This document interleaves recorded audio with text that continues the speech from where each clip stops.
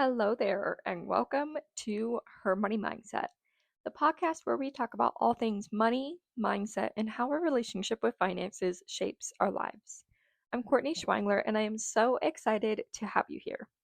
This podcast is for women who want to take control of their financial futures, transform the way they think about money, and finally break free from any limiting beliefs or fears surrounding their finances.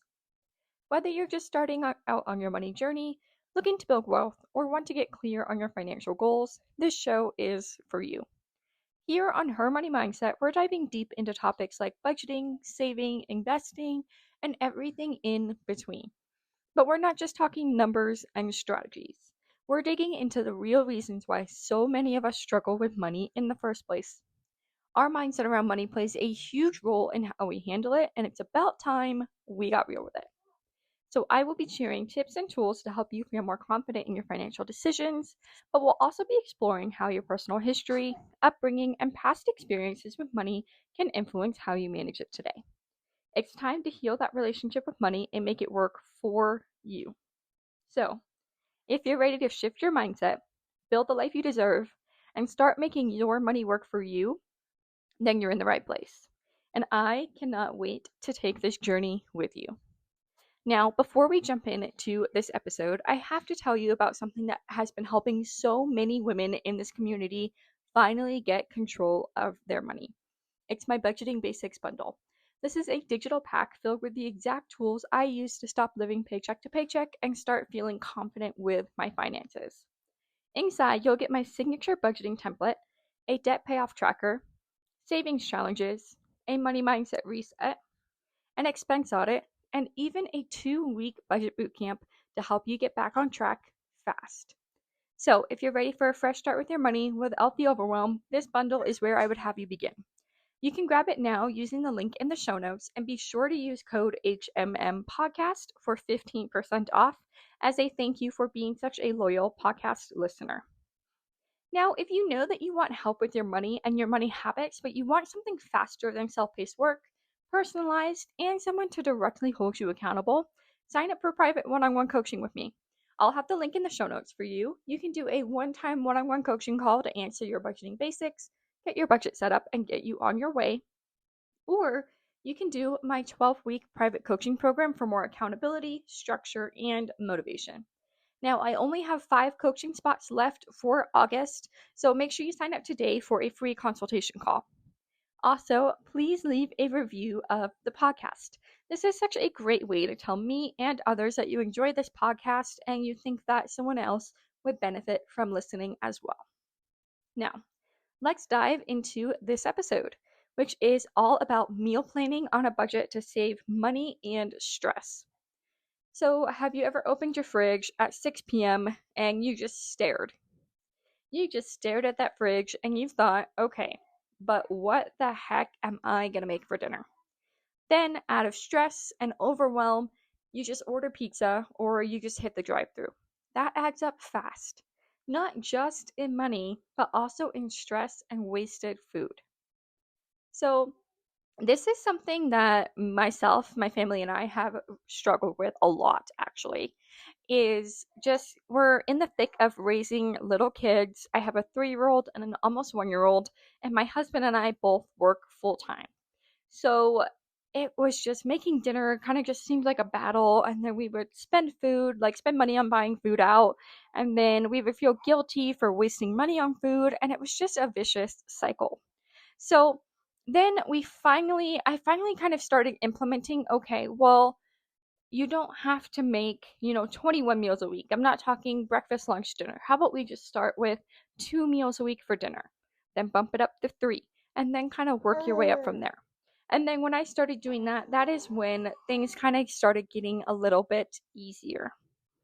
So today I'm going to be sharing why meal planning saves you money, how to do it without overwhelm, and simple systems that will make your week so much easier.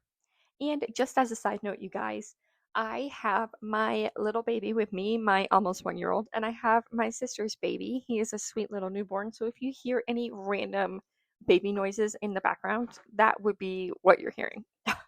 Okay, let's get into this episode and let's see if I can do it without the babies causing a whole bunch of chaos.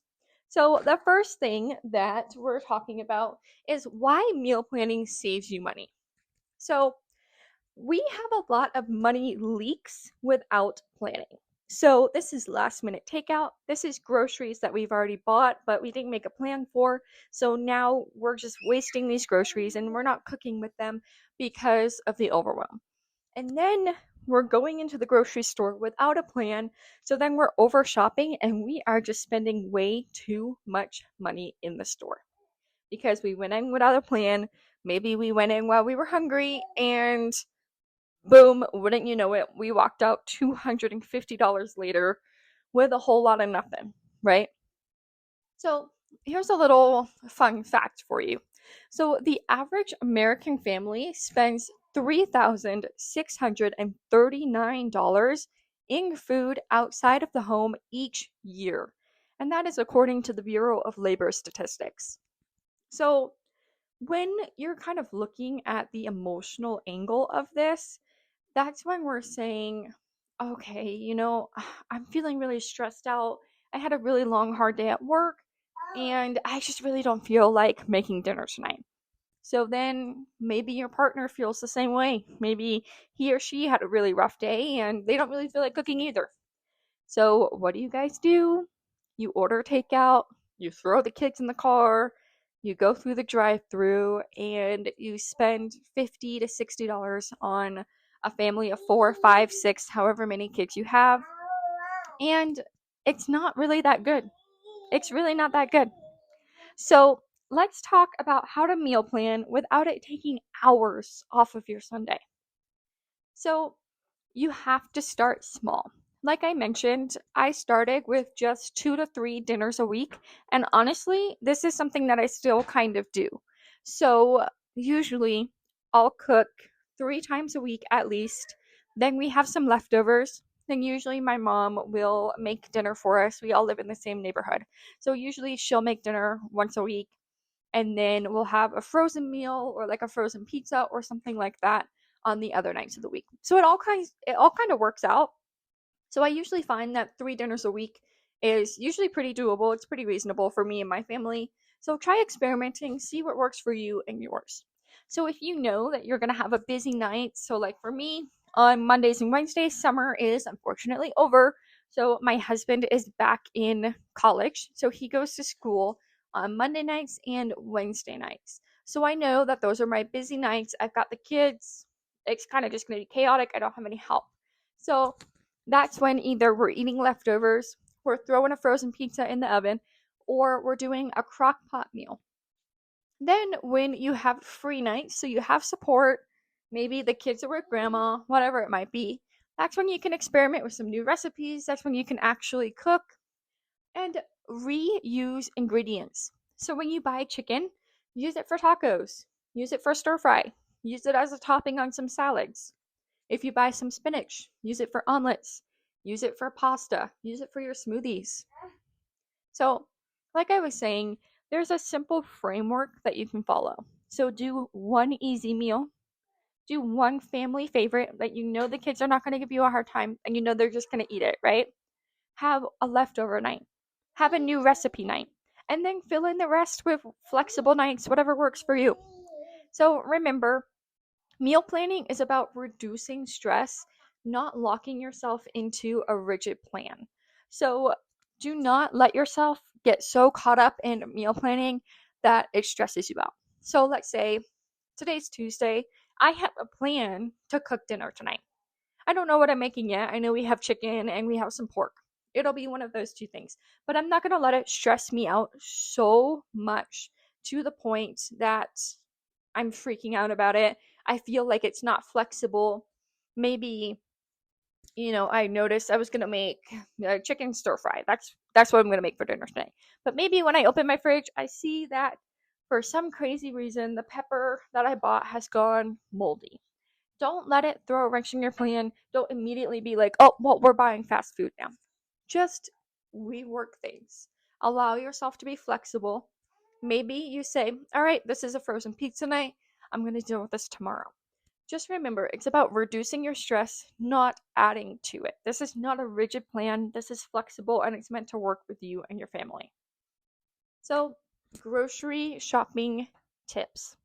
So, make your list and stick to it. And while you're making your list at home, one thing I always recommend is shopping your pantry, your fridge, and your freezer first. So that way you're not buying extra things that you don't even need. For example, I made the mistake of not shopping my pantry, and I ended up buying two more things of Hershey's chocolate syrup when we already had two in the pantry. So that could have saved me. I mean, they're expensive. They're like, what, $5 a piece now? That could have saved me $10 if I would have just looked in my pantry first. And I made the mistake of not doing that. And then now I spent an extra $10 when I didn't need to. So make sure you're shopping your pantry and your freezer first. And then another thing that I find really helpful, you can do this however you want, but for me, I use ChatGPT and I have it make me meal plans. So I say, hey, I want to buy chicken and ground beef and maybe some pork. Give me 3 meals around those meats. And then it will give me the meats, and I'll say, actually, I don't really like that one. Can you take out the peppers? And then it will make me a different meal. So that's what I do. You can also just Google meal plan ideas, meal recipe ideas, dinner ideas, whatever it might be, right? And then sorry, that one is my son, the one that's making all that noise. Then try to stock up on your staples. So your rice, your beans, your frozen veggies, tortillas, eggs, chicken, things like that. And then some people, I personally don't, but some people will do batch cooking or batch prepping. So they'll cook once and eat twice. So a lot of people will do this for like their lunches. So they might make extra portions of dinner so that way they can have it for their lunch throughout the week. I don't usually, I'll do this if we just happen to have extra leftover when we're done with dinner, but I don't do it intentionally, but maybe I should start doing it because I'm kind of a slacker about packing my lunch at work. So I actually think I'll try that, and maybe on Friday I'll let you guys know how it went. So I think that's something that is a really great idea because then we're avoiding the whole idea of, oh, I don't want to pack my lunch, or oh, I forgot to pack my lunch, or oh, we don't have any sandwich meat. If you just kind of prepare in advance and you say, oh, I'm going to make extra of this meal because I really like it and I wouldn't mind eating it for leftovers for lunch. Now, I also recommend having a go-to cheap meal just on hand. Like, you have the ingredients for it at all times because this always saves the week for you. So, this could be something like for my family, it's ground beef, pasta sauce, and spaghetti or penne pasta or something like that. And this just saves my butt if I just really am not in the mood to cook. My husband isn't home or the kids are being a little bit chaotic. Boom, it's easy. I can do it. It's done. So I recommend having something like that. So that way, when you're kind of feeling the urge to go spend, you know that you've got the ingredients on hand for whatever this meal is for you. Then you want to implement some stress-free systems. So try doing rotating meal plans. So do it in 2-week or 4-week cycles. This gives you less decision making. And then make a family favorites list. So if you make a new dinner, and your family is like, this is the best thing I've ever had, add it to that list in your notes app so that way you can pull from this instead of trying to invent new meals and new concepts and new ideas. If it's not broke, don't fix it, right? Then try doing grocery pickup or grocery delivery if you find that you really struggle with impulse buying inside of the store. So obviously, with grocery delivery, there's going to be added fees and there's going to be a tip involved and things like that. But you just have to ask yourself, is that delivery fee worth it to me? Do I usually spend over this amount when I'm impulse buying in the store? If the answer is yes, maybe check out trying to do grocery delivery, see how that works for you. Or you can just do grocery pickup, just drive there. They'll load the groceries right up in your car, and it's the best thing ever, especially if you have little kids. Like if you have a newborn, when I had a toddler and a brand new newborn, that's what I did. I said, let me place an order for grocery pickup and let me keep these kids in the car because I'm not getting out with a newborn and a toddler and trying to grocery shop because that is just way too much, right? So it's all about adjusting for the season of life that you are in. Another thing is make sure that you are prepping your lunches and your snacks. So that way this avoids the midweek expensive quick fixes, you running out to some fast food place because fast food has become like $15 now for a meal and a drink, right? And then when it gets tough, remember, let's implement a mindset shift because, of course, it is not a Her Money Mindset episode if we do not talk about money mindset. So just try to remember and shift your mindset from meal planning. It's so boring. It's another thing on my to-do list. It's so restrictive. Change it to say, no, actually, meal planning gives me more freedom and it gives me less stress and this saves me money. So, as a recap, meal planning, this saves us money, it reduces waste, and it lowers our stress. So start small. 2 to 3 dinners planned is a big win, and maybe that's all you need. Like I said, for my family, 3 dinners a week, that works for us. So meal planning is not about perfection, it's about making your life easier and protecting your budget. So, thank you so much for tuning into today's episode of Her Money Mindset. I apologize again about the background noise. This is real life, and you guys understand. I know you do. And that's just life. So, hopefully, on Friday, the episode will be a little bit quieter with a little bit less background noise. And I hope that you're walking away with some practical and stress free ways to start meal planning on a budget. Now remember, this isn't about creating a perfect Pinterest-worthy plan. It's about building a system that actually works for your life and saves you money week after week. So if you enjoyed today's episode and you like this kind of topic, be sure to hit that subscribe button so you don't miss future episodes. And please leave a review. So if you're ready to take your budgeting and your meal planning to the next level, check out my Budgeting Basics bundle for self-paced work or a free consultation call for private coaching with me. I'll leave the link for you guys in the show notes. And as always, I truly, truly would really love it and really appreciate it if you would just take 30 seconds to rate and review the podcast. This helps more women find these money tips and build confidence with their finances.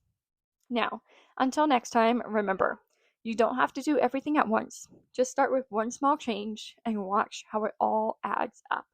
I hope you guys have a fantastic week, and I will see you on Friday for the next episode.